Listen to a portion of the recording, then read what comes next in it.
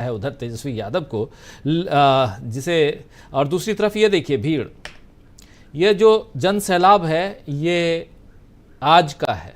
ये तस्वीरें बहुत कुछ बोलती हैं तेजस्वी यादव के समर्थन में। और युवाओं की तस्वीर देखिए, ये युवा हैं और जो तेजस्वी यादव को सुनने देखने आए हुए हैं।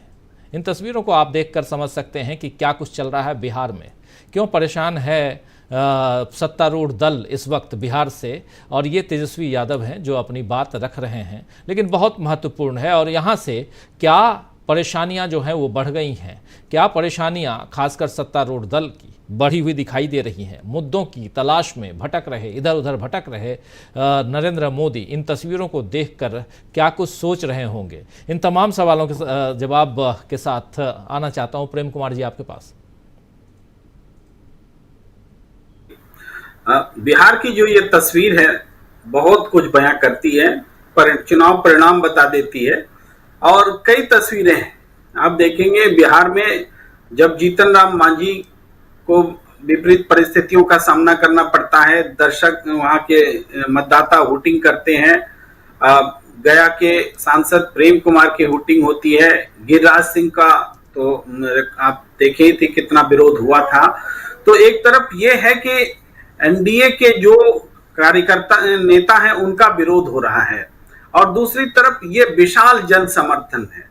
ये दोनों बातें एक साथ जुड़ करके बिहार में गठबंधन की ताकत को बयां कर रहे हैं। और वो सारे सर्वे वाले जो कहा करते थे कि नीतीश कुमार और बीजेपी मिलकर के बिहार में एकदम साफ कर रहे हैं, 2019 की तरह 40 में 39 वाला माहौल है, थोड़ा घट जाएगा 5 सीट, थोड़ा घट जाए, वो सब अब बदल रहे हैं। वो सब अब कहने लगे हैं कि महागठबंधन जो है बेहतर परफॉर्मेंस कर रहा है। हालांकि अभी भी कंजूसी दिखा रहे हैं, वास्तविक तस्वीर अगर दिखाना चाहें तो बाजी पलट चुकी है बिहार में।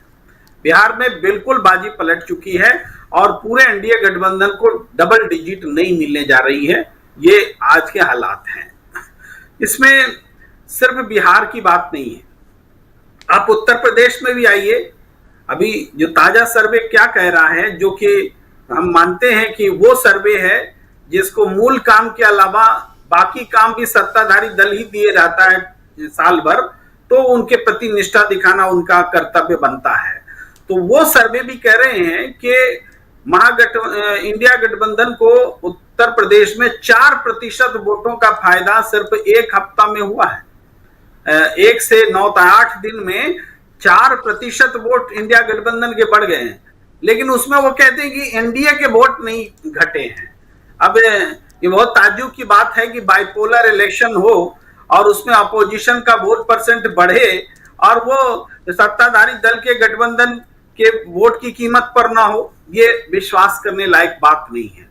लेकिन यहां से भी लेके 4% वोट अगर 8 दिन में बढ़ रहे हैं तो अभी आने वाला समय है। और ये जो सिलसिला शुरू हुआ है पूरे देश में, राजपूत समाज का जो विद्रोह है, बगावत है, संकल्प है कि हम बीजेपी को हराने के लिए राम की सौगंध खाते हैं, इस तरह की जो बातें हैं। इसके अलावा हर इलाके से, केवल राजपूतों की बात नहीं है, हर समुदाय से यही आ रहा है। आप जाट समुदाय नाराज है। असल में हुआ क्या है राजीव जी, बीजेपी ने एक ऐसी पॉलिटिक्स को बढ़ावा दिया है जिसने एक को धिक्कारने और दूसरे को पुचकारने और उस हिसाब से वोट बैंक के ख्याल से ये उन्होंने पहले मुसलमानों को दिखा करके हिंदुओं को का वोट लेने की कोशिश की, धारा 370 और कश्मीर दिखा करके शेष हिंदुस्तान का वोट लेने की कोशिश की। उन्होंने जाट का विरोध दिखा करके गैर जाटों का वोट लेने की कोशिश की। उन्होंने कुकी मैतेई में मैतेई का पक्ष लेकर के कुकी को नकार करके मैतेई का वोट जुटाने की कोशिश की। उन्होंने किसान का विरोध करके किसान को सिर्फ पंजाब और जाट से जोड़ करके शेष भारत के लोगों को किसान के विरोध में खड़ा कर रहे और उनका वोट लेने की कोशिश की। उन्होंने मराठों के खिलाफ में राजनीति की, बाद में मराठा प्रतीक अपने पक्ष में खड़े किए। इस तरीके से उन्होंने वोट के लिए पूरी तरह से समाज को बांट दिया। वोट मिले इसके लिए भाई भाई में, परिवार परिवार में, जाति जाति में, गठबंधन में सहयोगियों तक को नहीं छोड़ा। भाई जरूरत पड़े तो पारस पासवान को जुटा लीजिए और धिक्कार दीजिए चिराग पासवान को, वो एनडीए से बाहर जाके चुनाव लड़े। और जब जरूरत पड़े तो चिराग पासवान को स्वीकार लीजिए, धिक्कार दीजिए पारस पासवान को। तो ये उन्होंने अपने सहयोगियों को भी बांटा सिर्फ वोट के लिए, सत्ता के लिए, सरकार के लिए। तो ये जो है इसका खामियाजा अब भुगतना पड़ रहा है, क्योंकि सब महसूस कर रहे हैं कि हमें तो इन्होंने छल लिया। राजपूत जो कि हमेशा वोट देते रहे बीजेपी को, आज बड़े आराम से चुप है सब बीजेपी लीडरशिप। अरे आके एक बार माफी मांग लीजिए, लेकिन चुप है क्यों? क्योंकि इनको लगता है कि 52% वोट जो है उनको सहलाया जा सकता है कि देखो राजपूत को तो सबक सिखा रहे हैं, और बाद में जाके माफी मांगेंगे। वो मांगेंगे भी माफी, लेकिन तब तक वो एक मैसेज दे करके ओबीसी वोट बैंक को लुभाने की कोशिश में लगे हुए हैं। तो इनका जो वोट बैंक का पॉलिटिक्स है, इसके कारण पूरे देश में विरोध है। भाई गुजरात में जबरदस्त विरोध है, वहां आपके बीजेपी के प्रत्याशियों का विरोध हो रहा है। आपने जबलपुर में दिखाया कैसे असंवेदनशील प्रधानमंत्री हैं।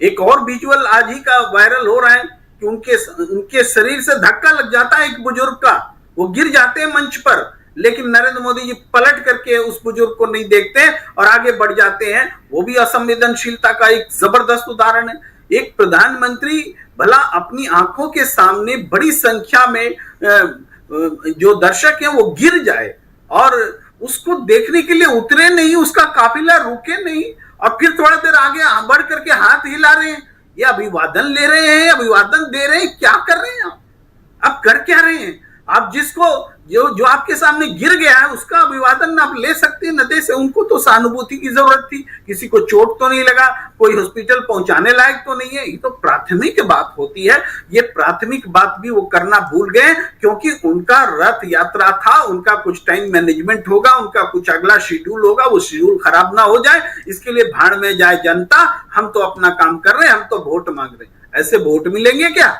क्या वो जनता, जबलपुर की जनता जिन्होंने अपनी आंखों से ये नजारा देखा, वो वोट देगा क्या?